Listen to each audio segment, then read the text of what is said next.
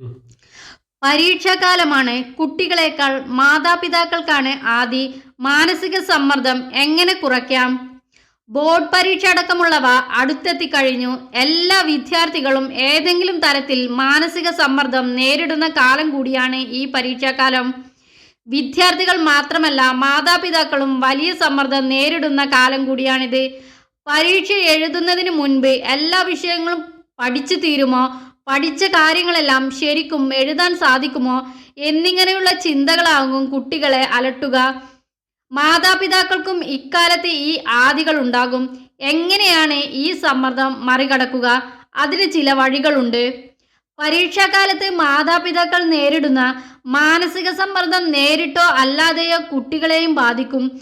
അതിനാൽ ഇത്തരം ടെൻഷൻ ഒഴിവാക്കുകയാണ് ആദ്യം വേണ്ടത്. ഇത്തരം മാനസിക സമ്മർദ്ദങ്ങൾ കുട്ടികളിൽ ശ്രദ്ധക്കുറവ്, ഓർമ്മശക്തിക്കുറവ് എന്നിവയ്ക്ക് കാരണമാകുമെന്നാണ് വിദഗ്ധർ പറയുന്നത്. പരീക്ഷയിൽ ലഭിക്കുന്ന മാർക്ക് കുട്ടികളുടെ കഴിവിൻ്റെ അവസാന വാക്കാണെന്ന ധാരണ മാറ്റണം. പഠിച്ച കാര്യങ്ങൾ എത്രത്തോളം അവരിൽ എത്തിക്കഴിഞ്ഞു എന്നറിയാനുള്ള അവലോകനം മാത്രമായി പരീക്ഷയെ കാണണം.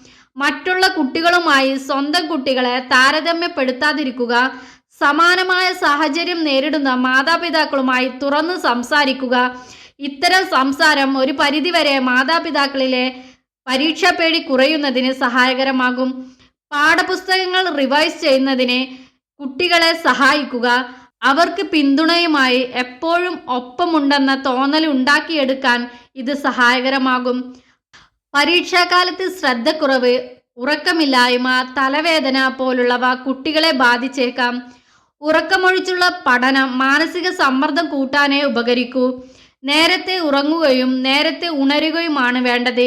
പരീക്ഷാ ദിവസം ചിലരെങ്കിലും പ്രഭാത ഭക്ഷണം ഒഴിവാക്കാറുണ്ട്. ഇതൊരിക്കലും ചെയ്യരുത്. പരീക്ഷയെക്കുറിച്ച് ആലോചിച്ച് ഇങ്ങനെ ടെൻഷൻ അടിക്കുന്നത് ഗുണത്തേക്കാളേറെ ദോഷം ചെയ്യുമെന്നാണ് വിദഗ്ധർ പറയുന്നത്. സിലബസിൽ പറഞ്ഞിരിക്കുന്ന വിഷയങ്ങളെല്ലാം കൃത്യമായി പഠിക്കുന്നത് മാനസിക സമ്മർദ്ദം കുറയുന്നതിന് കുട്ടികൾക്ക് സഹായകരമാകും. പരീക്ഷാ സമയത്ത് അറിയാവുന്ന ചോദ്യങ്ങൾക്ക് എല്ലാം ആദ്യം ഉത്തരം എഴുതുക. പരീക്ഷകളെ നേരിടുമ്പോൾ ഇങ്ങനെ സമയക്രമം പാലിക്കുന്നതിന് കുട്ടികൾ മുൻതൂക്കം നൽകുകയാണ് വേണ്ടത്. പരീക്ഷാ സമയങ്ങളിൽ കൃത്യമായ ഉറക്കത്തിനും വ്യായാമം പോലുള്ള ശാരീരിക പ്രവർത്തനങ്ങൾക്കും സമയം കണ്ടെത്തുക. പതിവിൽ കവിഞ്ഞുള്ള സമ്മർദ്ദം കുട്ടികൾ പ്രകടിപ്പിക്കുകയാണെങ്കിൽ മാത്രം വിദഗ്ധരുടെ ഉപദേശം തേടുക.